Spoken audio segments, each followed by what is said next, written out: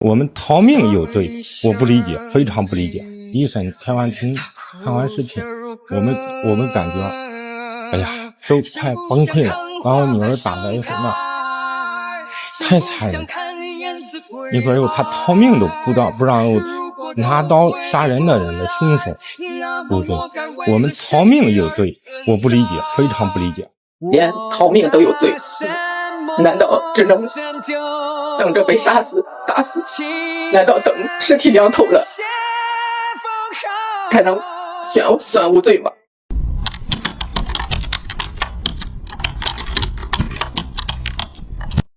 朋友们，欢迎来到小薇说案。我们可以想象这样一个场景：法庭上，被告席上的女人穿着病号服，身上插着冰冷的移液管，每一次呼吸都带着痛苦，见到亲人时满眼泪花止不住地往下掉。庭审中多次因为身体不适不得不要求暂停休息。他不是普通的重症患者，而是被一审法院以故意杀人罪判处11年有期徒刑的曹一迪。而这场悲剧的起点不是蓄意的谋杀，而是一场被家暴者绝望的逃亡。一个长期遭受丈夫暴力对待的妻子，在被持刀威胁、扒光衣服殴打后驾车逃离时致使丈夫死亡，到底是正当防卫还是故意杀人？公诉人说，丈夫拿的刀没指向她，不构成威胁。可她的父亲哭着说，监控里的女儿被打得脸着地，下身连内裤都被扒掉。一边是被害人家属坚持死刑的诉求，一边是被告人家属换做你女儿会怎么做的叩问。这起发生在石家庄的案件不仅撕裂了两个家庭，更让无数人陷入深思。当家暴的拳头挥向自己，我们到底该如何求生？今天我们就带着情绪，带着温度，把这起案件的每一个细节，每一份争议，完完整整的讲给你听。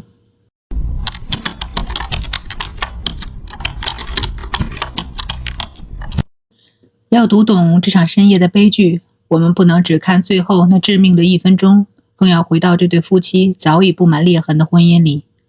曹一迪和丈夫刘一航两家父母是旧识，两人经介绍相识，恋爱3年后于2018年结婚。当时曹一迪才20岁，刘一航21岁。很快两个人就有了孩子。在外人看来，这或许是门当户对的姻缘，但只有曹一迪自己知道，这段婚姻里藏着多少恐惧和疼痛。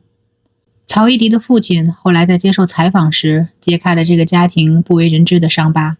早在2021年，他们就第一次知道女儿被家暴，左耳被打得骨膜穿孔，严重到需要住院植皮治疗。当时医生就明确说，这样的伤情不可能是自己掏耳朵造成的。可看着刘一航痛哭流涕的道歉下跪，再想到年幼的孩子，曹一迪选择了隐忍。刘一航的父母也劝说他不要报警，说报警会影响孩子，还不能走医保报销。就这样，第一次家暴以曹一迪的妥协告终，却也为后来的悲剧埋下了隐患。时间来到2024年5月20日，520这个本该充满浪漫的日子，却成了压垮骆驼的最后一根稻草。当天晚上，曹一迪和女伴王某一起吃饭，可她万万没想到，仅仅是这样一场普通的聚会，却让丈夫刘一航起了疑心。她怀疑饭局上还有其他异性，心里的嫉妒和怒火瞬间爆发。到了5月21日凌晨1点左右，刘一航饮酒后回到家，直接就这件事儿和曹一迪发生了激烈的争吵。情绪失控的他竟然直接拿起一把20公分长、3-4公分宽的银色切肉刀，逼着曹一迪跟他一起去找王某对峙。接下来的2个小时成了曹一迪毕生难忘的噩梦。两人下楼后，刘一航在小区内就对曹一迪拳打脚踢，言语威胁。大约凌晨2时47分，刘一航驾驶着两人共同购买的特斯拉轿车，带着曹一迪往王某家赶。途中他多次闯红灯，完全不顾及两人的生命安全。曹一迪趁刘一航开车分心，偷偷把中控台上的刀扔出了车窗。本以为能就此摆脱威胁，可刘一航发现后，竟然直接停车，把刀捡了回来，继续拿在手里威胁他。那一刻，曹一迪心里的绝望，恐怕常人根本无法想象。凌晨2时47分左右，车辆到达石家庄市新华区新苑路与玉兴街交叉口西侧的王某家附近。下车后，刘一航的暴力行为再次升级，他一把将曹一迪拖拽至汽车尾部，狠狠撕扯他的衣服，直到把他的衣服全部撕光，下身连内裤都不剩。曹一迪被打得瘫倒在地，可刘一航还不罢休，又把躺在地上的他强行拽回了车上。后来曹一迪的父亲在一审时看到了当时的监控录像，每一个画面都让他心如刀绞。监控里，他打完用刀子抵着他喉咙，然后一把拽着头发，他是脸着地。走到以后，这个有女孩的小区门口停下，他到了以后车的右侧开车门，我女儿在副驾驶坐着，他是拳打那个刀，还抵住这个脖子，告诉他今天找不到王晨杀了。后来以后他还用那个脚摔，那个摄像头看的又非常清楚，他又拽住女儿的头发，脸着地拽下来的，拽到那个又脸着的地，拽到车的尾部，这个我看得很清楚，把他的衣服下身都扒光了，内裤也没了，在这又就打的女儿受不了了，她翻了个身，她又在这不动了，打的她就不动，她在这又趴着就不动，在大马路上，你想想，一个女孩打的又在骂，光着又浑身没有衣服，在这又趴着不动了，什么样的一种心情？我看到这个视频，我就不敢想不上来，真的你一个有自己的女儿。大约凌晨39分32秒，转机似乎出现了。当时刘一航蹲在车外，正拿着曹一迪的手机翻看，想要找所谓的出轨证据。曹一迪趁机挣脱，快速钻进了驾驶室，启动汽车就想逃离这个魔鬼。可他刚启动车辆，刘一航就发现了，他立刻爬上车前机盖，死死抓住不放，就是不让他走。曹一迪当时只有一个念头，赶紧逃得越远越好，去太原找父母求救。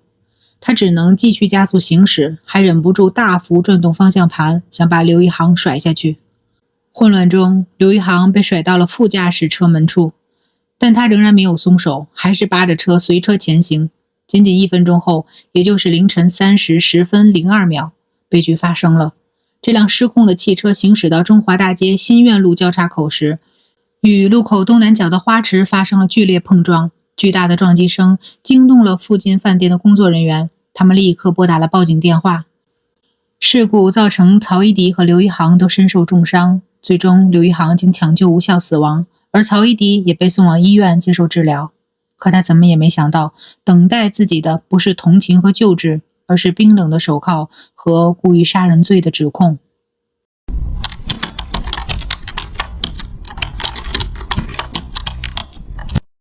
2025年3月，石家庄市中级人民法院对这起案件作出了一审判决，认定曹一迪犯故意杀人罪，判处有期徒刑11年。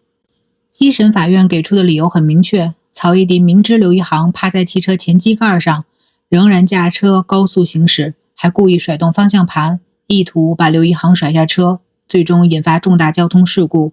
他主观上对刘一航的死亡持放任态度，客观上也造成了死亡后果，所以构成故意杀人罪。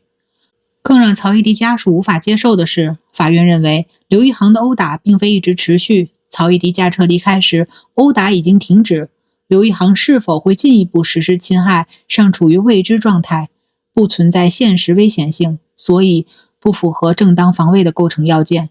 这样的判决结果让曹一迪的家人彻底崩溃，他们坚持提起上诉，坚持做无罪辩护。他不相信我女儿，他的一个女同事去吃饭去，他就有胁迫大刀，胁迫我女儿要去这个女孩家对峙。我说今天找不着有这个女孩，要杀来，在家里打我女儿，持续将近打了有3个来小时，家里打，下楼打，在车上打了我女儿在车头探着头出血，把我女儿的衣服扒光，打了一顿，耳膜穿孔，一线又破裂，内脏又破裂，身上多处外伤，骨折。在这个我惊慌失措的时候，他出了一个车祸，他拿来的故意一审判的这个特别重，我们接受不了。2025年10月31日，该案2审在石家庄市中级人民法院开庭。这场庭审持续了8个小时，控辩双方围绕是否构成正当防卫展开了激烈交锋，而庭审的细节更是让无数人为曹一迪揪心。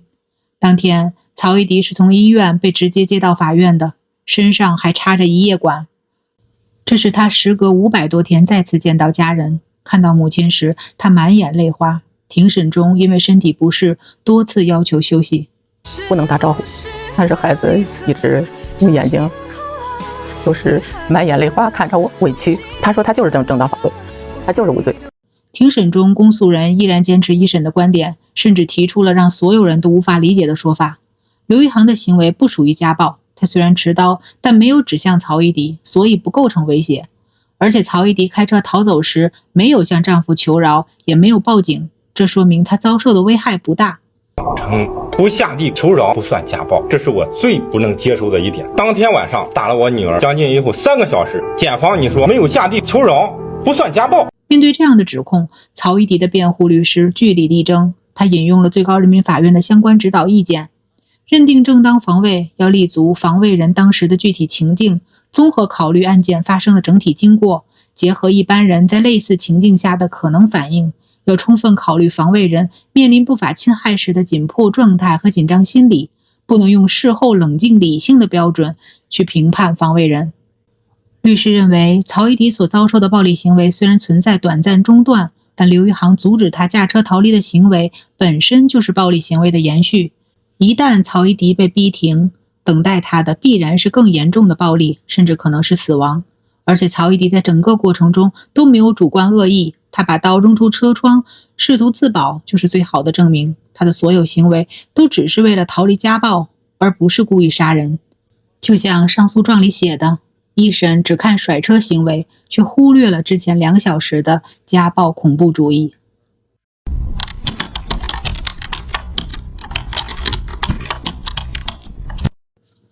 庭审之外，2个家庭的态度截然不同，更显悲凉。曹一迪的父亲拿着女儿的病历，红着眼眶对记者说：“我女儿躺在监管医院里，身上的伤还没好，心里的伤更重。她不是故意的。刘一航被甩到车右后方时，在他的视野盲区，他逃命成了杀人犯了。”他还反复强调，希望法官能看看那些监控，问问自己，换作是你女儿，你会怎么做？曹一迪的母亲更是心痛不已。他在旁听庭审后告诉记者，公诉人不承认这是家暴的说法让他无法接受。在他心里，女儿是无罪的，是长期家暴的受害者，他的行为只是正当防卫。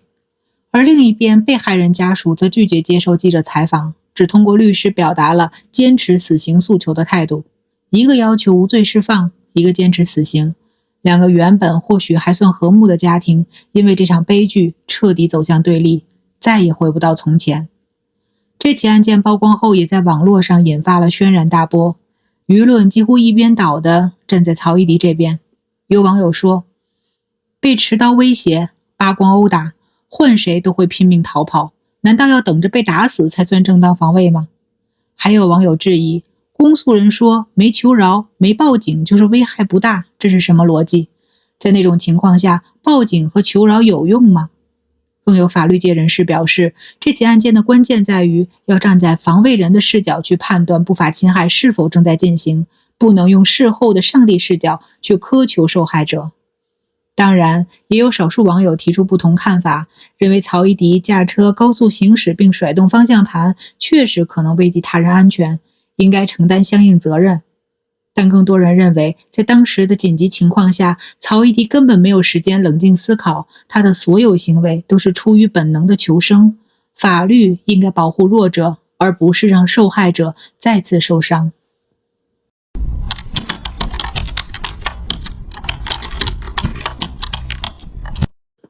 截至目前，这起案件的2审还没有做出最终宣判，曹一迪依然在监管医院接受治疗，病房里的引流带还在滴答作响，就像他和家人未卜的命运一样。无论最终判决结果如何，这起悲剧都留给我们太多的警示。家暴从来都不是家务事，它是一种违法行为，更是对生命的践踏。当受害人选择反抗时，法律如何精准界定防卫的边界，如何平衡法理与人情，值得每一个人深思。曹一迪的命运到底会走向何方？他的行为最终能否被认定为正当防卫？后续案件有任何新的进展，我都会第一时间为大家更新。也请大家点击屏幕下方的关注按钮，订阅我的频道，这样后续有新的消息，你就能第一时间收到提醒，不会错过任何一个关键细节。也欢迎大家在评论区留下你的看法，你觉得曹一迪的行为是正当防卫吗？你对这起案件有什么想说的？我们评论区见。感谢您的收看，我是小薇，我们下期再见。感谢大家观看今天的案件解析。如果您喜欢我们的内容，别忘了点赞、订阅小薇说案，打开小铃铛，第一时间获取最新更新。有什么想法或想听的案件，也欢迎在评论区留言，和小薇一起讨论。我们下期再见。